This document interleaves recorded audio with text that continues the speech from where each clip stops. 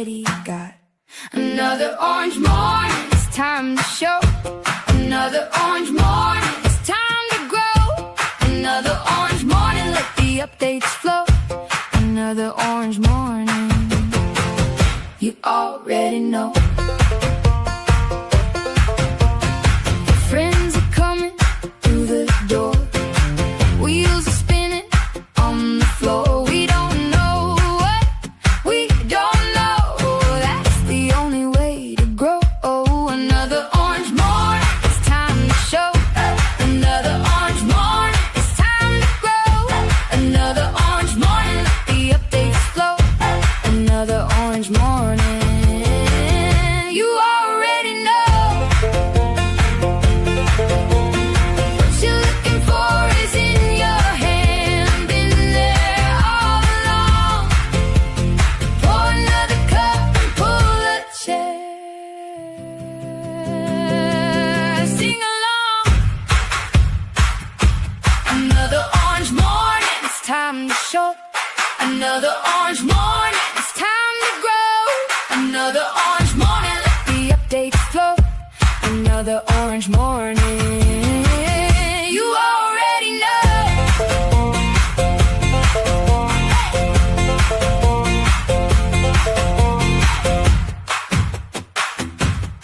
Hey!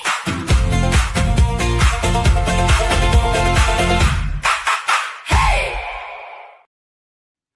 Good morning, HubSpot Nation. Welcome to another Orange Morning. It is Thursday, August 20th, 2026. Good morning, Casey and Trisha. Good morning. I'm back. You're You're back? back. Were you gone? We're back. Oh, whole- we're We're back. back. Just the well, also Chris and I recorded the road to inbound right before this. What did we record, Casey? The road to unbound. Whatever.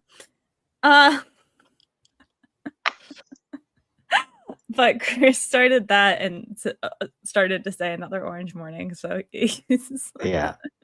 Yeah. I was about to just put all the words together in this intro, but yeah.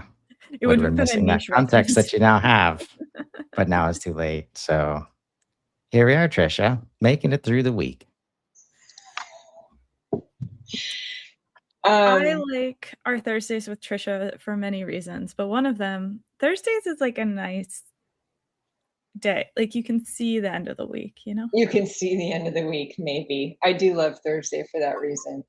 And I see a lot of you guys on Thursdays. So Yes. I like that too. It's a win-win. How does Trisha handle the hump day of the middle of the week? Just load it up with content with the Value First group. And it's working out. You know what else is working out, Casey? Do you know what the first one on the list is? Lead scoring. I thought we were only doing yesterday's.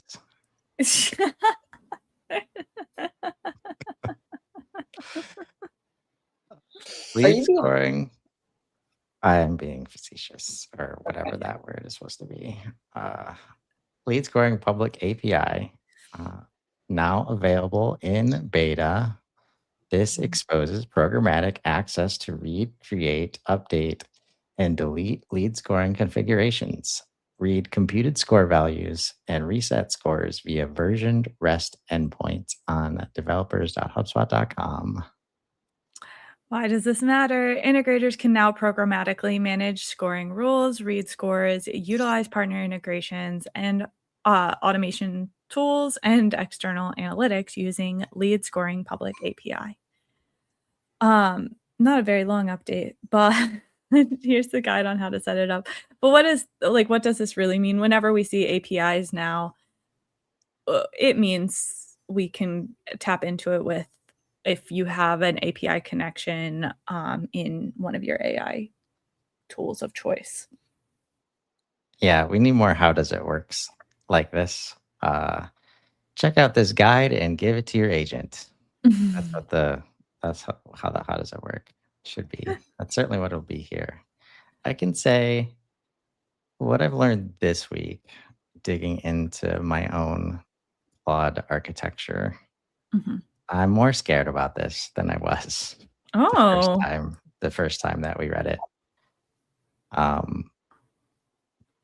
Because lead that's not scoring normally how I hear you talk. is traditionally not a great human capability in Mhm. organizations, Mhm. and AI is trained on that data. And one thing AI loves to do is give you numbers without context and meaning, Mm. because it knows humans like numbers, whether they Mhm. have context and meaning or not. Which brings us back to the problem with most lead scoring situations, where it's like, all right, we hit our KPIs, but is this person valuable to our organization? Go check it out, sales. Let us know.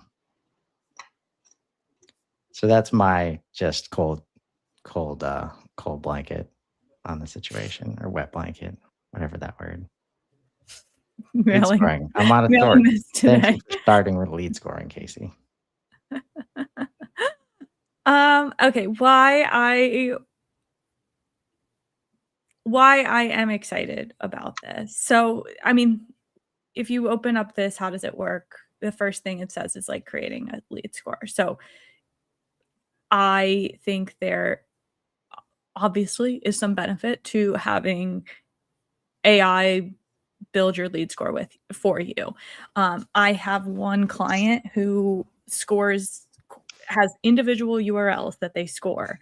And every time a URL changes or they have a new blog, they're very precise with their lead scoring.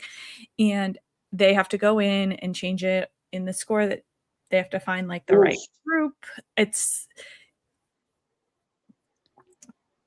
Yeah. That is an experience that I do think, if you're able to use a AI integration, that would be an ideal use case. And even in their instance, in a perfect world, which they don't have all of this set up, but there's a world where AI is publishing the blog for you and then putting so our website, Another Orange Morning, Claude publishes our blog post, it creates the URL.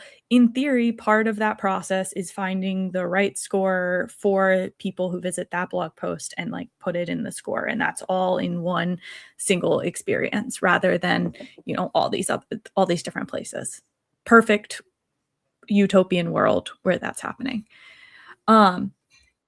What I am more excited about is this like retrieving scores and retrieving score configuration specifically, because this has been the gap I've found so far. And like generally, as long as lead scoring has existed, people have been asking me, the first question people ask is always, okay, why does this person have a lead score of 10? And that part is okay to answer right now. There's enough visibility in the system to answer that okay. But what we still don't have is what pushed them over. Like what was the thing that pushed them over? And there is not currently a very transparent or easy way to get to that information. And so what I'm most excited about is having APIs be able to see the scoring configuration, see the score, and then relate that in theory to the contact's timeline and say, this is the action that pushed the contact over. Now, with all that being said, I usually don't think it matters that much what actually pushed them over. But Right. people are. Not from the perspective that everybody wants, right? It should be hugely valuable if you take it into the context of everything else that's happened. Should this thing push them over? Like answering that question first. I guess I think the reason people want to know what pushed them over is usually either like they either want to follow up and say, hello, Trisha, I saw that you visited our blog on August 19th about HubSpot updates. Now, would you like to schedule a meeting with me? And I don't think that's very valuable in most cases. I think the the bigger picture is actually more valuable than that last piece. And then the other piece people usually want to know that information for is like, people want to know what's creating the most MQLs, which is usually what a lead score is doing. And they want to know like, what was that last step? What content, what campaign? I think that matters, but similar, I think the bigger picture matters more because people don't take linear paths. So, what are regardless of what the last stop was, what are the most common stops, I think is a little more important, but that's neither here nor there. We can keep moving on. I should note that everything I said before does not apply when this is in the hands of the queen of scoring. Right? So if you have this in the hands of qualified individuals, which AI may or may not be, is the main thing. Like, it's not, AI can help you get to the scale, but unless it's laid down exactly like Casey just described it, where it's like, oh, you're pointing to this and this and this, and you tell like it can reach the scale. And now, like, first we need to do another episode of value for scoring. And like, this is it. Because I think we can come up with some, like, what questions are people asking as they start digging into this, and just being able to share your feelings. Well, it should work like this. We want it to work like this, but we've never been able to get it to work like this. AI will be able to help you figure that out. And that's going to be very powerful. And then if we know that the scale of context is the important part, now we can use that score trigger of that last thing to then trigger AI to say, look at everything that's happened. Was this the most important thing that's happened? Or is there full context, the thing, and this was just the thing that got them over the hump? And how do we put that in front of a salesperson or on the report with the right level of context so that we're not over attributing, the most obvious thing that's going to push people over, because that's how we put the score like together. Right. So lots of potential here if you can see it in that context, for sure. Yeah. And the other thing this is good for is humans are not good at updating scores or keeping them up to date. Usually the score is the best the day it launches, and then it just kind of diminishes in return very rapidly after that. So in theory, this will help teams keep it updated more. Yeah, stay tuned for Queen of Scoring Agent coming soon. Okay, we can move on now. Obviously, yeah. I'm gonna. All right, you pick one, Trisha. Deal routing workflows now support distribution. I am wondering if this, I feel like Casey and I may have gotten a sneak peek of what this was a couple weeks ago when we were kind of like unboxing the new agent builder or agent workflow builder or whatever that thing is called. We asked it to do something that we knew that HubSpot wasn't able to do with lead routing at that point in time.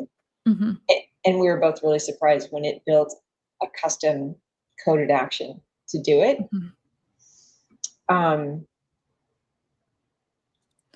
So anyway, say what it is.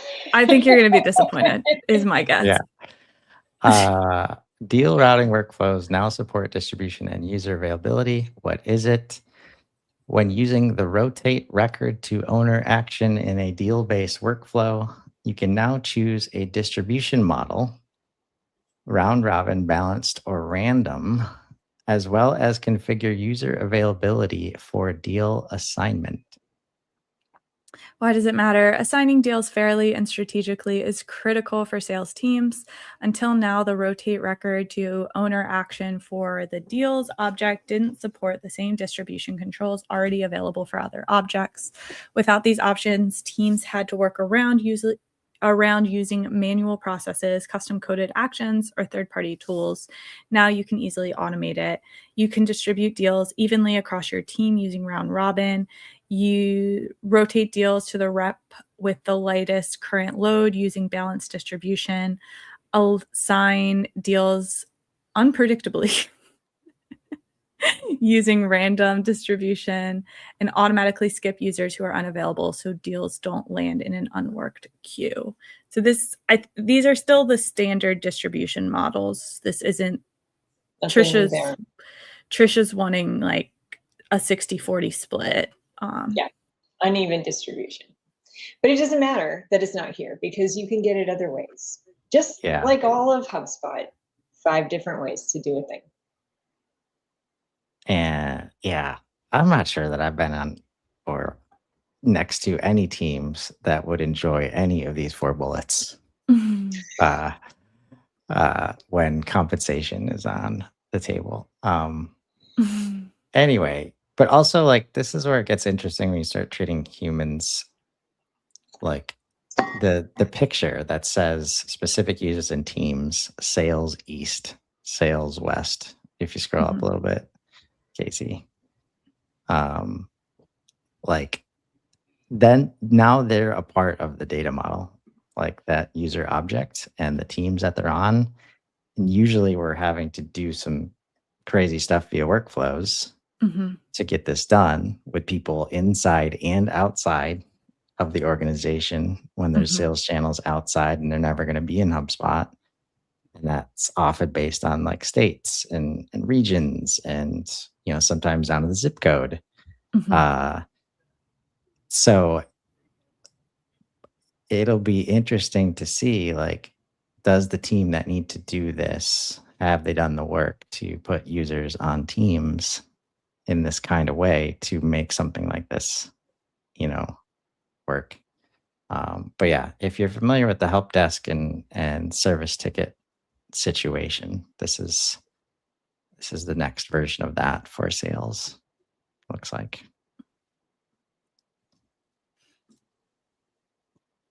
All right, my turn to pick one.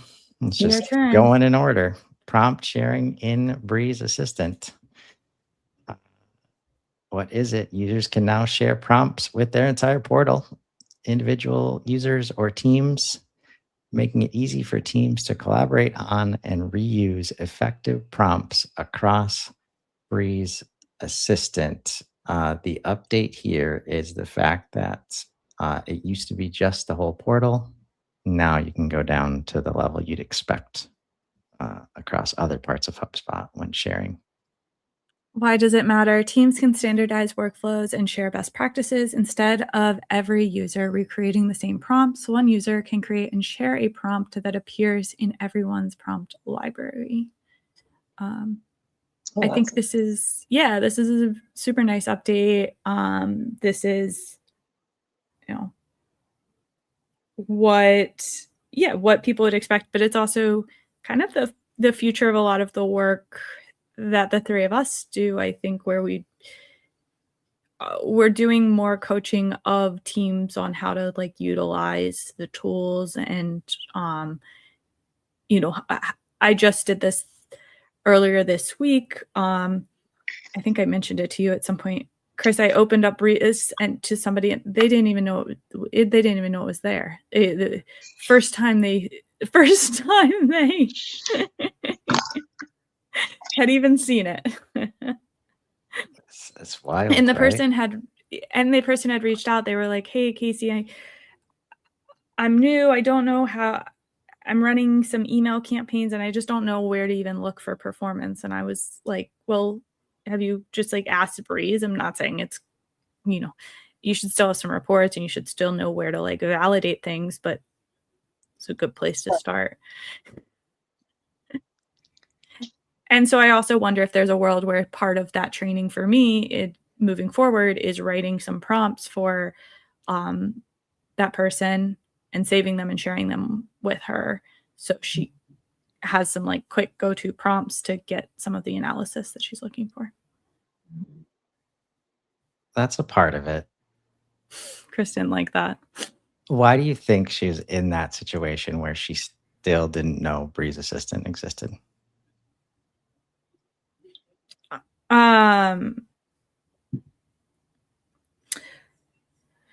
She's still fairly new to HubSpot overall, but actually at that organization, the HubSpot person left. So there's just a very big gap in what is happening in HubSpot now because no one owns HubSpot. Right. So was she there when the HubSpot person was there? I think so. Yes. And she was probably trained to ask the HubSpot person. Right. Like, this is why I'm going to continue to be a broken record. Like, as a HubSpot admin or manager, your job needs to be get people comfortable having conversations with Breeze. There's so much dependency and a little bit of identity value that people have is like being the go-to person, the person that can fix everything. But it's also serves for a lot of frustration. Why aren't people getting this? Well, they're not getting it because they're super reliant on asking you, and you always answer in a way that doesn't teach them really. It just says, did you look at this thing? Remember that this document exists. Like, well, nobody wants to go watch videos or documents or even like click on the nice super thing that's on the page and then shows me another process. Like, no, I'm trying to get a job done. Right. An assistant can help with that part. Like, right. So prompts are a part of it, but it's important, I think, to not try to design them from like a one-shot perspective. Like, build the prompt to help the conversation get started in the right place. But help them have that conversation. Like, that's the goal of the prompt. Not, just put this prompt in and you'll get the report that you need.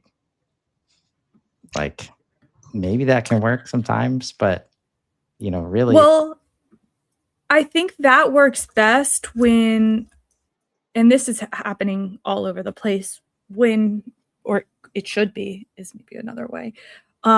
People are doing reoccurring like reports or things like that. And if you're using the same prompt, then you're getting the same output. That's exactly what I thought of, is like, if you've got one person that you're relying on to build reports that you trust, but there's a point where you want to hand that off to somebody who's more of an executor, this is a great use case for that.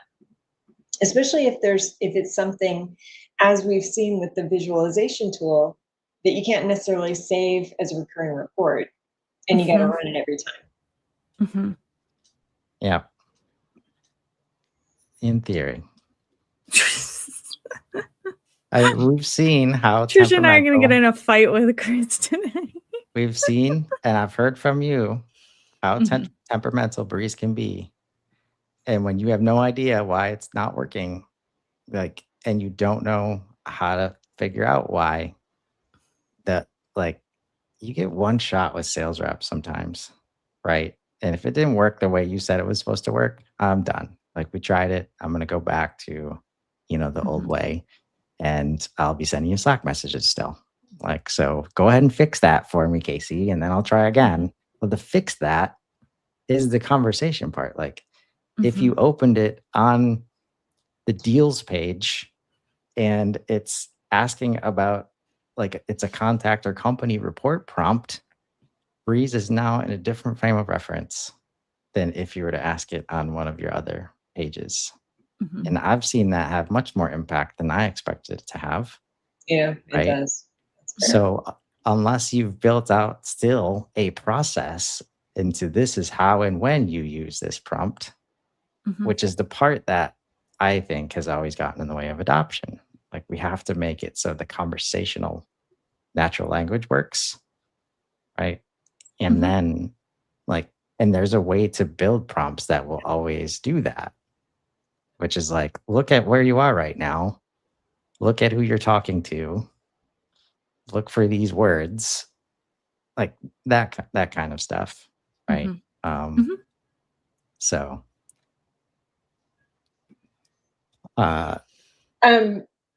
one thing though, just because we're talking about Breeze, I just had this revelation, which I should have had a long time ago, is just like my own. So I have never been somebody that has been willing to answer every question from the team. I leaned really hard into training everybody. Here's the HubSpot phone number. It's 24 hours a day, 7 days a week, and they're going to answer your question faster than I will. You want an immediate response? Go all the way down to the bottom here in this teeny tiny text. Here's the phone number, call it. And that worked really, really well for me. And it's just a reminder for me that I need to like make sure that I'm making that part of what I put in front of people, as much as I leaned into the phone number before. And then just subsequently, like I can't remember the last time I called the helpline, and I used to literally call it, even after using HubSpot for years, I was still calling multiple times a week because I was always encountering like some new thing, some brand new thing I'd ever done before.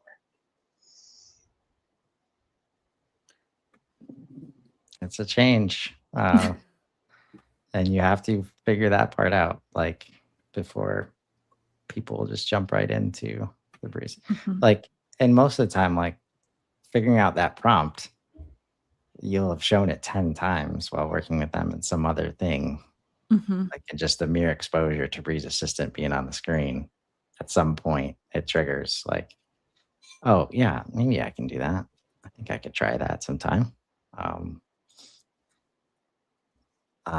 Another very exciting update, account and billing. View subscription entitlements usage via other limits page. It's the fourth one down.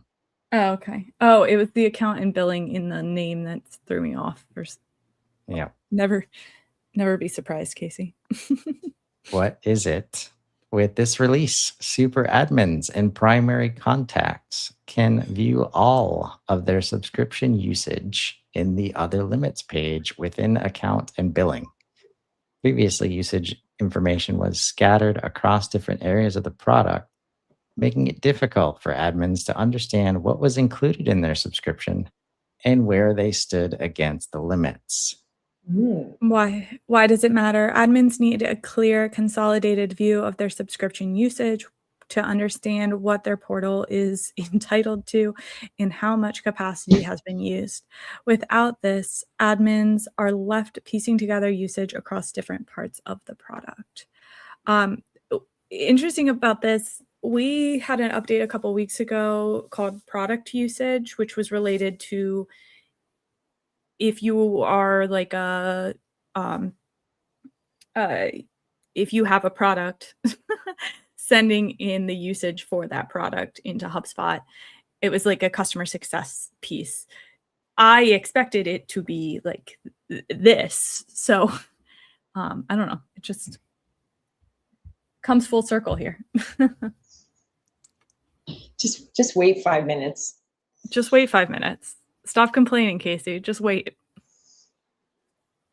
Yeah. They have to find a way to.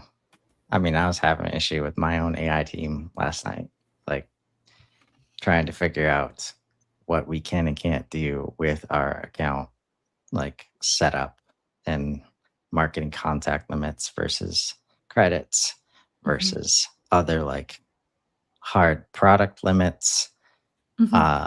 They are trying to consolidate this picture, and I think they're on the way. They're on the right track here. And they're like, there's stuff here that I've never seen like the limits on before. And it's just so easy to see these things outside of context and just have no idea like what it should relate to or shouldn't relate to, or how to talk about it, like with a boss that's asking for like, are we using HubSpot effectively? Are we about to hit our limit? Yeah. But this, I just saw one. I'm going to share my screen as we flip over to Will It Breeze. But this one, Conversational context and Mhm. transcription and analysis. This is probably the number one reason this other limit section exists. And it still took me like 8 scrolls up and down, like to understand. I was like, man, there's got to be some novelty in here. Like, where's like, oh yeah, oh, we have limits for this stuff. Okay, that's step 1. Understanding that we can even increase these limits. I was on a starter. I've been on a starter portal for a while, and I would hit this conversational context limit in like 2 days.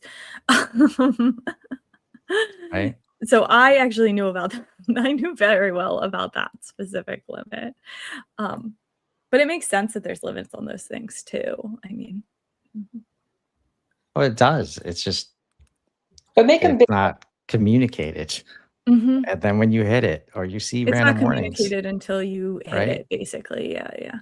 This is the kind of stuff, like if reps randomly get warnings related to this stuff, they're like, okay, I guess I can't do the transcription in HubSpot like Trisha asked me to do, because I don't want to be in charge of us getting charged more money or risk this kind of stuff. So creating this visibility, like step 1, very interested in like what this will do. Credits starts to happen. Yeah, it's let's see, like, yep, need to learn more about how credits work. I think we need an episode just on that. Yes. Also, selfishly, I need to spend some credits before the 23rd, and maybe that's what'll get me to do it. Usually live content of some sort. Will it breeze? We need to put in here like figure out the credits. Scope, goals, app, campaigns, business outcome, write the update my boss will ask for. I like that. Business outcome. All right, we are on a roll. This business outcome, started out rough, but I'm starting to, enjoy the expertise of AI to actually know that these need to be this ambiguous, because that's what humans are usually dealing with. All right. It's missing. Okay, we'll ask for across goals. Right, capital G here. So goals is a tool inside of HubSpot, which is interesting because I don't know. I'm curious what will come back. I think, although I can see where goals and campaigns are related, they're not related automatically or something like that, I guess. Like, well, there's this whole world of custom goals that I think is, it's just so much needs to go right for your process, and like to get to goals and forecasting actually, working effectively.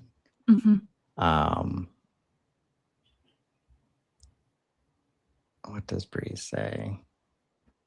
Use a boss ready update. You can use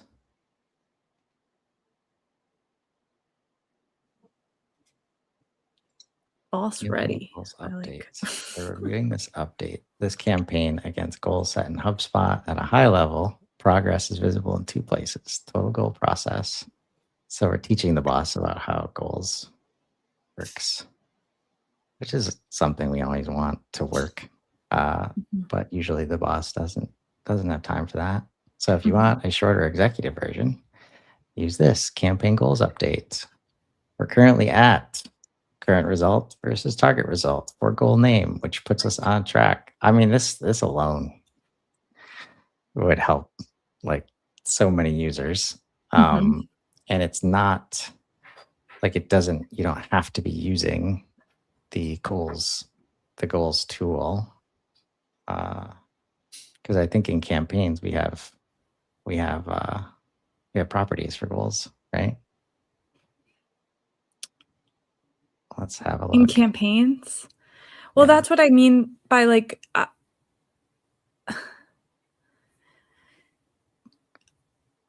I don't know.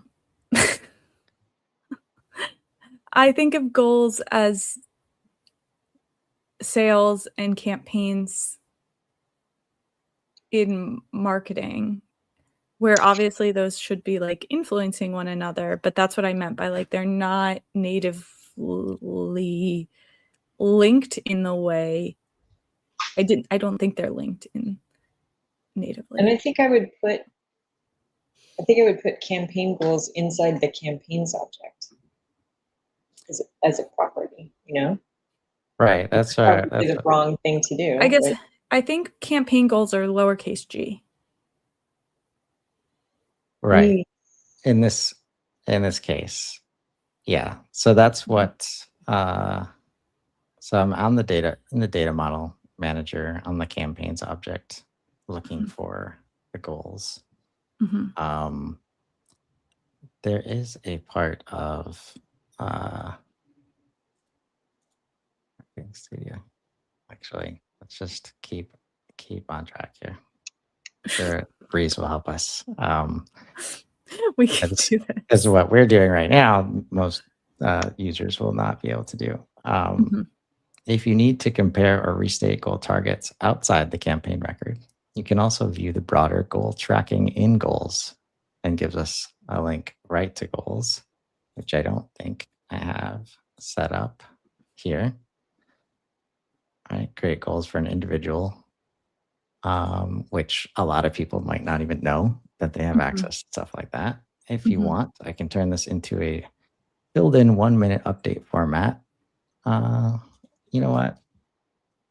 Can you make me a reusable slide deck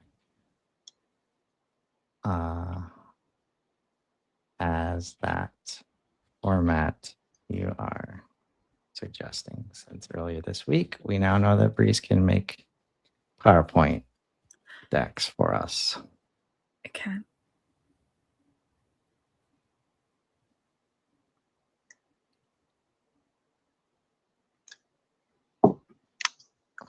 But like, I like to think about the moments where somebody is new on the team, and it might be so often it's like a new role in the business. It's like, all right, I guess we need somebody managing HubSpot now.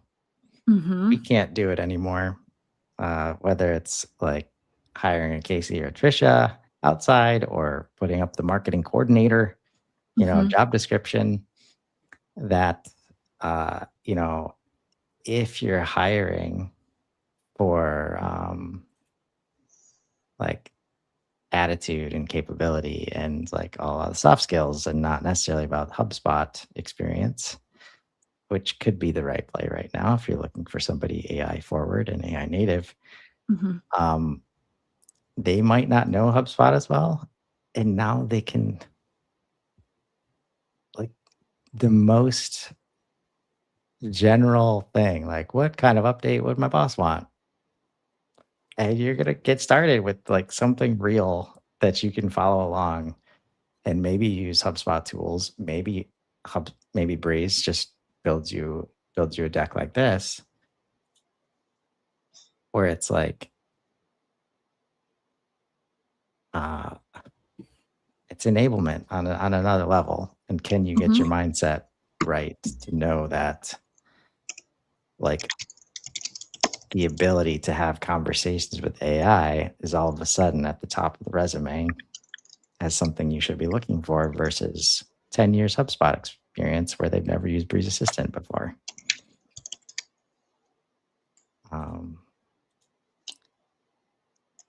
What were you expecting to see based on a prompt like this?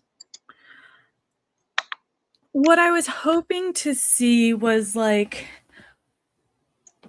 which marketing campaigns contributed to the sales goals. So like which campaigns were you attributing deals that were, making our goals. I don't know. That's how I read that. That's fair. I think a lot of interesting things with Breeze are like, oh, there's no goals set in this portal. Yeah. Do you want to document some goals? Has your company ever documented their goals? It's like, hey boss, do we have any goals? It's like, why don't you go ahead? Looks like you're on track. Like since you've called that out, it's now your responsibility to document the goals for us. And like how petrifying that would have been in the past. If you know that you have access to this stuff and like look at the CRM data, look at like you could do that like in a way that you would have never been able to before without like, all right, let me talk to this person and then this person and then this person. Most of what we do for the first 3 months is we come into a new organization.